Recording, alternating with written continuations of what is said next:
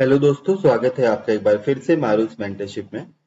दोस्तों, इस वीडियो में हम स्तनधारी श्वसन प्रणाली और खासतौर से जो मानव श्वसन प्रणाली है, जो ह्यूमन बीइंग में मनुष्य में जो श्वसन प्रणाली है उसके बारे में पढ़ेंगे।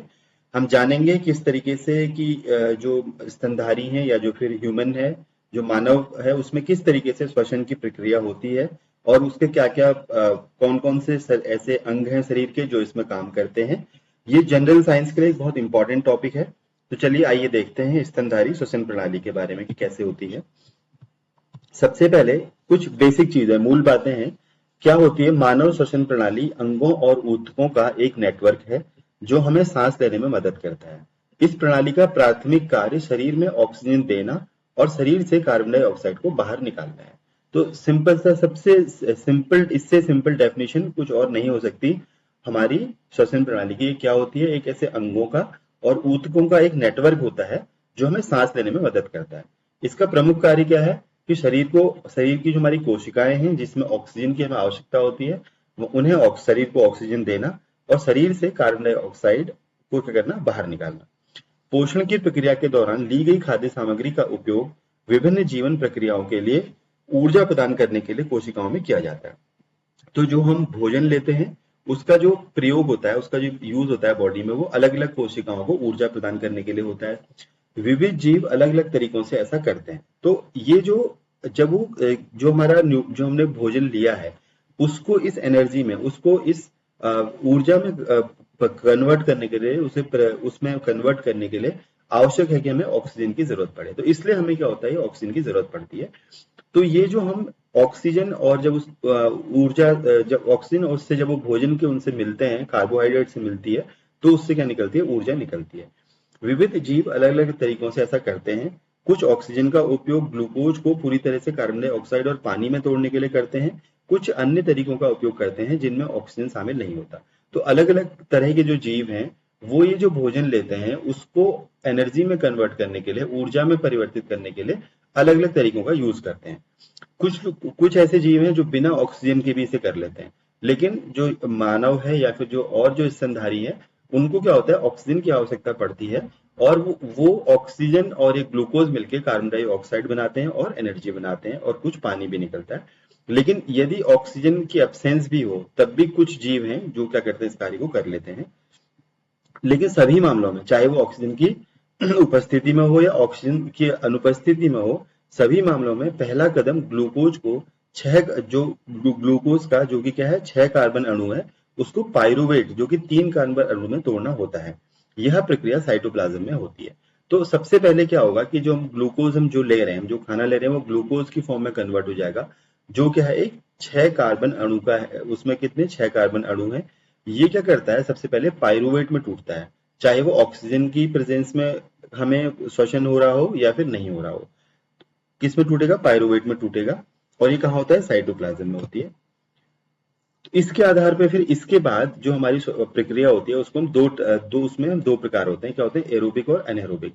एरोबिक का मतलब है वायुवी और अनएरोबिक का मतलब है अवायुवी। मतलब पाइरुवेट को इथेनॉल और कार्बन डाइऑक्साइड में परिवर्तित किया जा सकता है। ये जो पाइरुवेट है किसमें कन्वर्ट होता है? पहले इथेनॉल में और कार्बन डाइऑक्साइड में। अगर वो ऑक्सीजन की प्रेजेंस में होगा, ऑक्सीजन की उपस्थिति में होगा, तो वो कार्बन डाइऑक्साइड में होगा। यदि ऑक्सीजन की अनुपस्थिति में होगा तो वो इथेनॉल में कन्वर्ट हो जाएगा। तो सब क्या होगा? जब हम ऑक्सीजन की अनुपस्थिति में पाइरुवेट को कन्वर्ट करते हैं या अनुपस्थिति में ऐसा करते हैं तो उसे क्या बोलते हैं? अवायवीय श्वसन बोलते हैं। यह प्रक्रिया खमीर में किण्वन के दौरान होती है। जो यीस्ट होता है खमीर, उसमें ये प्रक्रिया होती है। माइटोकॉन्ड्रिया में ऑक्सीजन का उपयोग करके पाइरुवेट को टूटना होता है। दूसरी तरफ क्या होता है? जब ऑक्सीजन की प्रेजेंस में होगा, उसकी उपस्थिति में होगा, तो कहाँ पे? माइटोकॉन्ड्रिया में होगा, जहां पे ऑक्सीजन क्या करेगा? पाइरुवेट को तोड़ेगा। कार्बन डाइऑक्साइड के 3 अणु देने के लिए प्रक्रिया 3 कार्बन पाइरुवेट अणु को तोड़ती है, दूसरा उत्पाद करती है। चूंकि यह प्रक्रिया ऑक्सीजन की उपस्थिति में होती है, इसे वायवीय श्वसन कहते हैं। तो ऑक्सीजन की उपस्थिति में क्या होगा? ये पाइरुवेट किस में टूट जाएगा? कार्बन डाइऑक्साइड में टूटेगा। और ऑक्सीजन की अनुपस्थिति में ये किस में टूट जाएगा? इथेनॉल में टूटेगा। इस एरोबिक प्रक्रिया में ऊर्जा की रिहाई अवायवीय प्रक्रिया की तुलना में बहुत अधिक होती है। तो जो हमारा ऑक्सीजन की प्रेजेंस में, मतलब जो वायवीय हमारा जो प्रक्रिया है, उसमें जो एनर्जी है, जो ऊर्जा है, वो अवायवीय प्रक्रिया से काफी ज्यादा निकलती है। कभी कभी जब हमारी मांसपेशियों की कोशिकाओं में ऑक्सीजन की कमी होती है तो पाइरुवेट के टूटने के लिए एक और रास्ता अपनाया जाता है। यहाँ पाइरुवेट को लैक्टिक एसिड में परिवर्तित किया जाता है, जो कि 3 कार्बन अणु है। अचानक गतिविधि के दौरान हमारी मांसपेशियों में लैक्टिक एसिड का यह निर्माण ऐंठन का कारण बनता है। तो इन दो के अलावा, एक तो ऑक्सीजन की प्रेजेंस में, एक ऑक्सीजन की एब्सेंस में, उसके अलावा एक और तरीका, एक और प्रक्रिया होती है जबकि अचानक से हमें कोई काम करना होता है और हमारे सेल्स में, हमारी बॉडी के अंगों में क्या होता है, ऑक्सीजन की सप्लाई एकदम से नहीं हो पाती, तो वहां पर ये पायरुवेट किस्म लैक्टिक एसिड में टूटता है।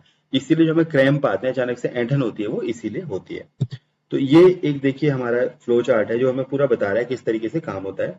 ये ग्लूकोज है, मतलब जो हमने भोजन लिया वो है, और ये किस में सबसे पहले टूटेगा, पायरुवेट में टूटेगा। ये तो होना ही होना है, चाहे वो वायु में हो या अवायु में हो। तो ग्लूकोज जो 6 कार्बन अणु होते हैं जिसमें, वो पायरुवेट में टूटेगा जिसमें 3 कार्बन अणु है और प्लस ऊर्जा निकलेगी। अब यहाँ से इसमें 3 चीजें हो सकती हैं।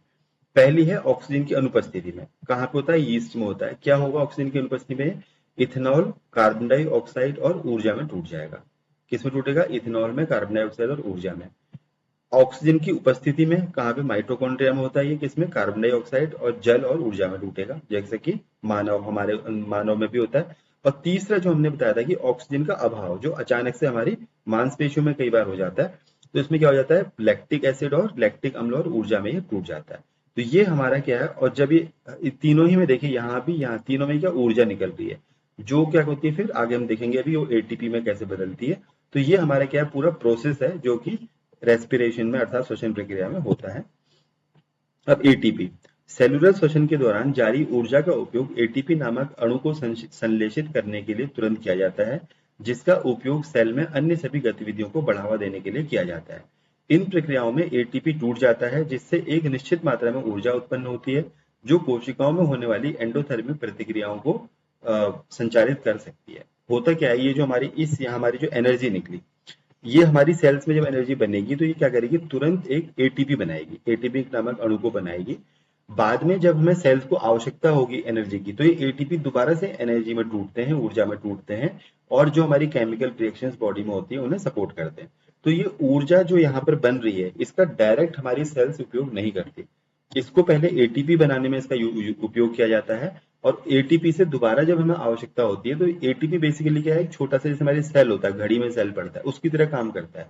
ये हम जब इसकी हमें सेल्स को आवश्यकता होगी एनर्जी की, तो वो एटीपी से उसे ले लेते हैं। अब हम देखते हैं कि मानव श्वसन प्रणाली कैसी होती है। मनुष्य में वायु नासिका द्वार से शरीर में प्रवेश करती है। नथुने से गुजरने वाली हवा मार्ग को पंक्तिबद्ध करने वाले महीन बालों द्वारा फिल्टर की जाती है। मार्ग बलगम से भी ढका होता है जो इस प्रक्रिया में मदद करता है। तो सबसे पहले जो हवा होती है वो क्या होती है, मनुष्य की जो नाक है, जिसे उससे नासिका से अंदर जाती है। और नथुनों में क्या होती है, दो चीजें होती हैं, छोटे छोटे बाल होते हैं, और क्या होता है, बलगम होता है, जो क्या करता है, इसमें जो ये डिफेंस मैकेनिज्म की तरह काम करता है, बचाव तंत्र की काम करता है, जो कि हवा में अगर कोई भी जर्म्स है या फिर कोई धूल है, उसे क्या कर लेता है, वहीं पे रोक लेता है। यहाँ से हवा गले से होते हुए फेफड़ों में जाती है। अब इसके बाद ये हवा कहाँ जाती है, यहाँ से फेफड़ों में जाती है गले से होते हुए। गले में कार्टिलेज के छल्ले मौजूद होते हैं, ये सुनिश्चित करते हैं कि वायु मार्ग ढह न जाए। तो गले में जो कार्टिलेज होती है वो क्या सुनिश्चित करता है कि ये वायु जो है रुके ना और सीधे फेफड़ों में चला जाए। फेफड़ों के भीतर मार्ग छोटी छोटी नलियों में विभाजित हो जाता है, और जब ये फेफड़ों में जाता है तो क्या होता है, छोटी छोटी नलियों में विभाजित हो जाता है, जो अंत में गुब्बारे जैसी संरचनाओं में समाप्त हो जाती है, जिन्हें एल्वियोली अर्थात या फिर एक वचन में एल्वियोलस कहा जाता है। तो क्या होता है, फेफड़ों में हमारे गुब्बारे ऐसी छोटी छोटी ये नलियां जाते हुए टूटते रहती हैं और एल्वियोलस या एल्वियोली बनती हैं। एल्वियोली का क्या काम होता है, एल्वियोली एक सतह प्रदान करते हैं जहां गैसों का आदान प्रदान हो सकता है। एल्वियोली की दीवारों में रक्त वाहिकाओं का एक व्यापक नेटवर्क होता है। तो एल्वियोली वो जगह है जहां पर एक्चुअल में हमारा जो रक्त है, जो खून है, उससे कार्बन डाइऑक्साइड को फेफड़ों में छोड़ा जाता है और वहां से ऑक्सीजन को लिया जाता है। ये कहाँ पे है, फेफड़ों में होते हैं, और इन्हीं में एक्चुअल में जो हमारा ऑक्सीजन का जो आदान प्रदान होता है गैसों का, वो यहाँ पर होता है। तो अब इसमें हम देखते हैं हमारा एक डायग्राम है, इसमें देखिए यहाँ से स्टार्ट हो रहा है। सबसे पहले क्या है, नासा द्वार। ये हमारे क्या है, श्वसन जो हमारा प्रणाली है उसका पहला अंग है क्या, नासा द्वार। यहाँ से हवा क्या होती है, अंदर जाती है। उसके बाद देखिए दूसरा हमारा क्या है, ग्रसनी। यहाँ पर इसको क्या होती है, ग्रसनी होती है। ग्रसनी के नीचे क्या होता है, कंठ होता है। तो नासा द्वार से कहाँ जाएगी, जो हम हवा लेंगे वो ग्रसनी में जाएगी, ग्रसनी से कंठ में जाएगी। कंठ के बाद क्या, हमारी श्वास नली है। ये श्वास नली आ रही है नीचे को, तो इस श्वास नली से क्या होगा, फिर ये नीचे आ जाएगी और ये फिर श्वास नली दो भागों में विभाजित हो जाती है, क्योंकि हमारे दो फेफड़े हैं तो इसने यहाँ पे दो भागों में टूट जाएगी। पहला हमारी क्या होंगी, दो श्वसनी, एक श्वसनी इस फेफड़े में जाएगी, दूसरी श्वसनी इस फेफड़े में जाएगी। ये जो श्वसनी है ये फिर और छोटी छोटी ब्रांचेज में टूटते हैं, जिन्हें क्या बोलते हैं, श्वसनिका बोलते हैं। तो ये श्वसनिका फिर क्या होगा, श्वसनी फिर श्वसनिका में टूट जाएगी और अंत में जो श्वसनिका है ये किसमें, कूपिका में टूटती है, कूपिका लास्ट में। और ये कूपिका ही क्या है, कूपिका जिसे मैंने अभी एल्वियोली आपको बताया था उसे ही कूपिका भी बोलते हैं। इस कूपिका में क्या होती है, कई सारे हमारे वो सेल्स होती हैं और छोटी छोटी, ये क्या करती हैं, ऑक्सीजन का और कार्बन डाइऑक्साइड का हमारे ब्लड के साथ, रक्त के साथ आदान प्रदान करती हैं। देखिए ऐसी होती है कूपिका। इस कूपिका में क्या होगा, ये जो हमारे छोटे छोटे दिख रहे हैं ये क्या करेंगे, रक्त का और रक्त में कार्बन डाइऑक्साइड और ऑक्सीजन का आदान प्रदान करेंगे। तो ये क्या है, हमारी एक तरीके से पूरी श्वसन हमारा तंत्र है। फुफ्फुस मतलब देखिए फेफड़े हैं यहाँ पर, इसके अलावा पसलियां होती हैं और डायफ्राम होता है। पसलियों और डायफ्राम का जो मेन काम है वो क्या है, हमें सांस लेने में मदद करना है। तो ये हमारा, एक बार दोबारा से इसको देखिए, यहाँ पे नासा द्वार जहां से कि हवा क्या होगी, अंदर जाएगी, जिसमें कि सभी टाइप की गैसेज होंगी। यहाँ पर कुछ बाल और बलगम होते हैं जो क्या करते हैं, इसको साफ करते हैं। फिर ये यहाँ से कहाँ आएगी, ग्रसनी में आएगी, ग्रसनी से कंठ में आएगी, कंठ से कहाँ, श्वास नली में आएगी। श्वास नली किसमें टूटती है, फिर दो फेफड़ों में अलग अलग जाती है, किसमें, श्वसनियों में विभाजित हो जाएगी। एक श्वसनी इस फेफड़े के लिए, एक श्वसनी इस फेफड़े के लिए। फिर ये जो श्वसनियां हैं, श्वसनी किसमें डिवाइड हो जाएगी, फिर से श्वसनिका में और छोटी उसमें, और अंत में किसमें, कूपिका में। और कूपिका क्या होगा, यहाँ पर जो हमारा रक्त है उससे ऑक्सीजन का और कार्बन डाइऑक्साइड का आदान प्रदान हो जाता है। इसके अलावा हमारे पास क्या क्या होते हैं, फुफ्फुस मतलब फेफड़े हैं, पसलियां हैं और डायफ्राम। अब इनको हम एक एक अंग को पढ़ लेते हैं अच्छे से। पहले सबसे पहले क्या होती है, नाक या नसिका जिसे बोलते हैं। मनुष्यों के बाहरी नथुने होते हैं जो उपास्थि संरचना के एक ढांचा द्वारा विभाजित होते हैं, जिसे सेप्टम कहा जाता है। तो हमारे जो दो नथुने, जो नथुने हैं उनमें उसको जो डिवाइड करता है वो क्या होता है, सेप्टम होता है। यह वह संरचना है जो दाएं नथुने को बाएं नथुने से अलग करती है। नथुने की आंतरिक परत को ढकने वाले रोमकूप बाहरी रोगजनों के खिलाफ शरीर की रक्षा की पहली पंक्ति के रूप में कार्य करते हैं। इसके अलावा सांस की हवा के लिए अतिरिक्त नमी प्रदान करते हैं। तो जो हमारे इसमें जो छोटे छोटे बाल होते हैं वो क्या करते हैं, सबसे पहले हमारे क्या, खतरनाक जो हमारे रोगजनक जो भी अंदर जा रहे हैं उनको क्या करते हैं, ये वहां पे पहली पंक्ति के रूप में रोकते हैं, रक्षा प्रणाली होती है हमारी। इसके बाद ये कहा जाता है ग्रसनी में, ये कंठ तीसरा है, उसके बाद ग्रसनी आती है। ग्रसनी में क्या होता है, नाक के कक्ष के एक विस्तृत खोखले स्थान में खोलते हैं। जो हमारे नाक के जो कक्ष होते हैं तो वो कहाँ पे, एक विस्तृत खोखले स्थान पे खोलते हैं, जिसे ग्रसनी बोला जाता है। यह हवा के साथ साथ भोजन के लिए एक सामान्य मार्ग है। तो जो ग्रसनी होती है, यहाँ पर हवा और भोजन दोनों के मार्ग यहीं पर मिलता है। यह भोजन के कणों को सांस की नली में जाने से रोकता है। और यहाँ पर क्या होता है, एक हमारा एपिग्लोटिस होता है, जो नीचे लिखा हुआ है एपिग्लोटिस। एपिग्लोटिस क्या करता है, ग्रसनी में, जो ग्रसनी के नीचे होता है, और क्या करता है कि भोजन के कणों को श्वास नली में जाने से रोकता है। एपिग्लोटिस एक लोचदार उपास्थि है जो फेफड़ों में हवा के मार्ग और गैस्ट्रोइंटेस्टाइनल ट्रैक्ट के भोजन की अनुमति देकर स्वर यंत्र और अन्य प्रणाली के बीच एक स्विच के रूप में कार्य करता है। एक स्विच के रूप में कार्य करता है जो हमारी कंठ में या फिर हमारी श्वास नली में हवा को तो जाने देगा, लेकिन जो भोजन है उसे कहाँ, भोजन नली में भेजेगा। तो इस तरीके से क्या है, स्विच है। अगर हम खाएंगे तो ये हमारी श्वास नली को ढक लेगा, और अगर हम सांस लेंगे तो ये हमारी भोजन नली को ढक लेगा। इसके बाद आता है कंठ। कंठ क्या है, दो उपास्थि जीवा स्वर यंत्र के लिए रूपरेखा तैयार करती है।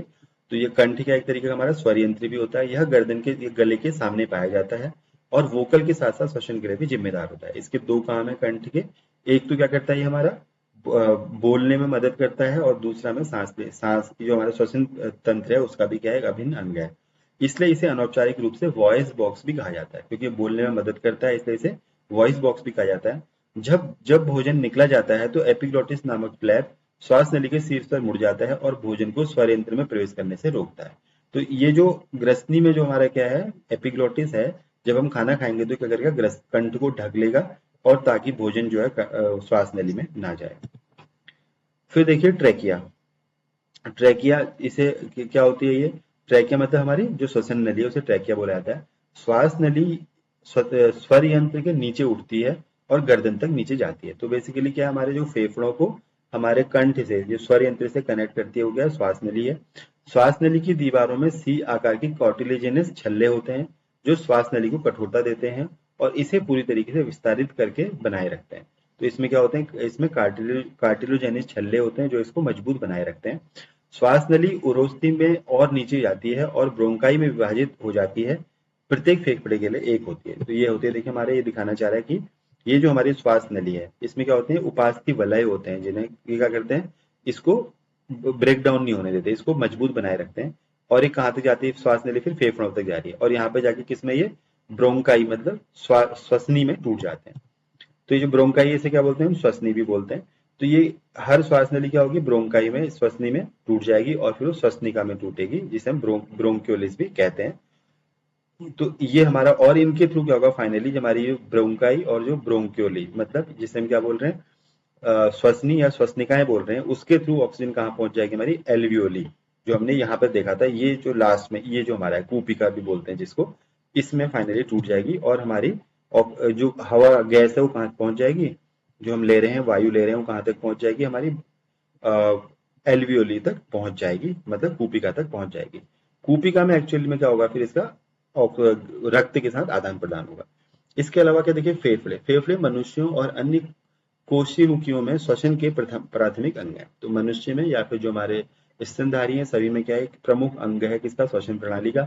वे छाती के वक्ष गुहा में हृदय के दोनों ओर स्थित होते हैं। तो दो फेफड़े होते हैं जो ना हृदय के दोनों ओर होते हैं। शारीरिक रूप से फेफड़े 50 से 75 वर्ग मीटर के बीच कुल सतह क्षेत्र के होते हैं और स्पंजी अंग होते हैं।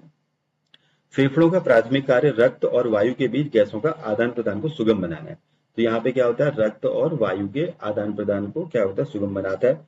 दिलचस्प बात यह है कि दायां फेफड़ा बाएं फेफड़े की तुलना में काफी बड़ा होता है और भारी होता है। तो हमारा जो दायां फेफड़ा हो गया, बड़ा भी है और भारी भी है। तो अब हम एक इसमें रिवाइज कर लेते हैं, पूरा श्वसन पथ क्या होता है। ये मैंने आपको जैसे अभी दिखाया था। श्वसन पथ, मनुष्य में श्वसन पथ निम्नलिखित भागों में बना होता है। क्या क्या होता है, सबसे पहले बाहरी नथुने, जहां से हवा अंदर जाती है हवा का सेवन के लिए। फिर नासाकक्ष, जो धूल और गंदगी से हवा को फिल्टर करने के लिए बालों और बलगम से ढका होता है। फिर ग्रसनी, ग्रसनी क्या होती है, यह नाक कक्ष के पीछे एक मार्ग है और हवा और भोजन दोनों के लिए सामान्य रूप से कार्य करता है, जो हमने भी देखा था ग्रसनी। उसके बाद लैरिंग्स, जिसे हम क्या बोलते हैं, कंठ भी बोलते हैं, साउंड बॉक्स भी कहते हैं। साउंड बॉक्स के रूप में जाना जाता है क्योंकि इसमें वोकल कॉर्ड्स होते हैं जो ध्वनि उत्पन्न करने में सर्वोपरि होते हैं। क्या कंठ है। उसके बाद क्या होता है हमारा एपिग्लोटिस। एपिग्लोटिस क्या करता है, यह एक फ्लैप जैसी संरचना है जो ग्लोटिस को कवर करता है और भोजन को श्वास नली में प्रवेश करने से रोकता है। उसके बाद श्वास नली, यह मध्य वक्ष गुफा से होकर गुजरने वाली एक लंबी नली है जो कहाँ जाती है, फेफड़ों में जाती है। श्वास नली के बाद ब्रोंकी, जिसे हम श्वसनी भी बोलते हैं।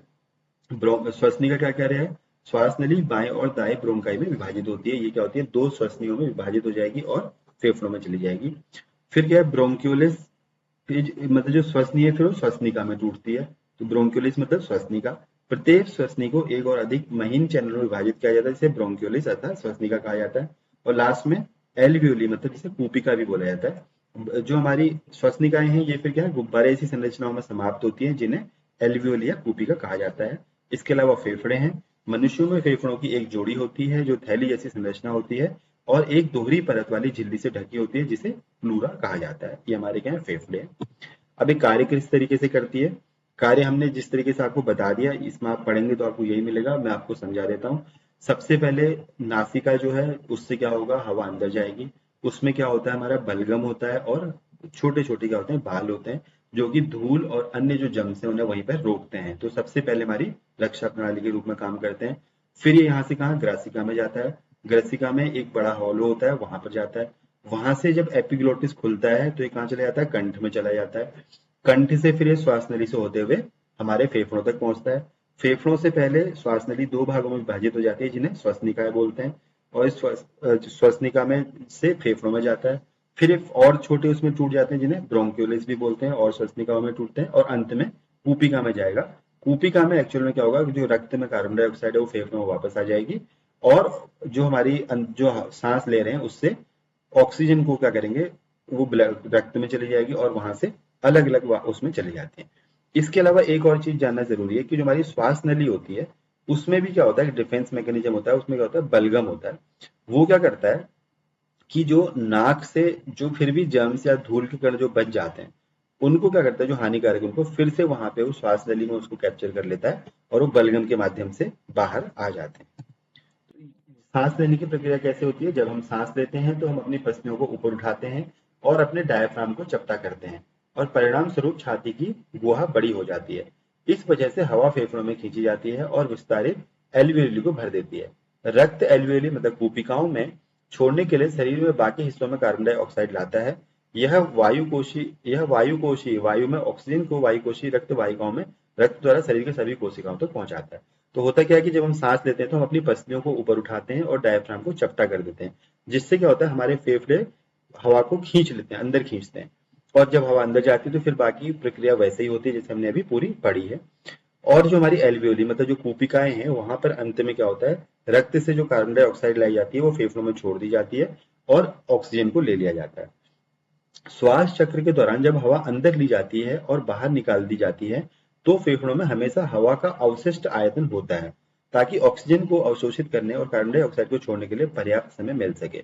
तो जब हम सांस बाहर निकालते तो हमारे जो फेफड़े हैं वो पूरी तरीके से खाली नहीं होते, वहां पर कुछ अवशेष भरी हवा भरी रहती है ताकि ऑक्सीजन और कार्बन डाइऑक्साइड का जो आदान प्रदान है वो सही तरीके से हो सके। अब इसके बाद देखिए, जब जानवरों के शरीर का आकार बड़ा होता है तो केवल विस्तृण दाब शरीर के सभी भागों में ऑक्सीजन की आपूर्ति का ख्याल नहीं रख सकता। इसके बजाय श्वसन वर्णक फेफड़ों में हवा में से ऑक्सीजन लेते हैं और इसे उन ऊतकों तक ले जाते हैं जिनमें ऑक्सीजन की कमी होती है।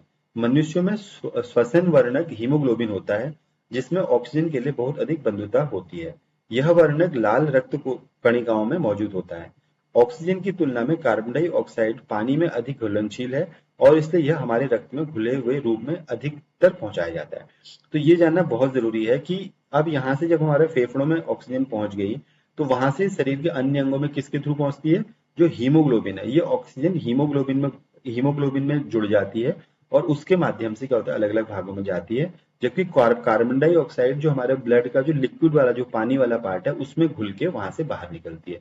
तो हीमोग्लोबिन का काम है ऑक्सीजन को ले जाना और जो रक्त में जो हमारा पानी है उसका क्या यूज है? कार्बन डाइऑक्साइड को वापस लाना। तो इस तरीके से क्या होता है कि जो हमारी श्वसन प्रक्रिया होती है उसके पूरे प्रोसेस को हम देते होती है जिससे कि हमारा ऑक्सीजन क्या है वो हमारी सेल्स तक पहुंच पाए और वहां पर क्या हो सेल्स में फिर एनर्जी मिल पाए। तो दोस्तों इस वीडियो में हमने मानव श्वसन प्रणाली और खासतौर से जो स्तनधारियों में जो श्वसन प्रणाली होती है उसके बारे में पढ़ा। मुझे उम्मीद है ये वीडियो आपको इस टॉपिक को समझने में हेल्प मिल करेगा। आप इसके साथ साथ एनसीईआरटी पढ़ लेंगे तो ये टॉपिक आपको बहुत क्लियर हो जाएगा। तो आगे और कुछ वीडियोस के लिए जुड़े रहिए, तब तक के लिए ऑल द बेस्ट।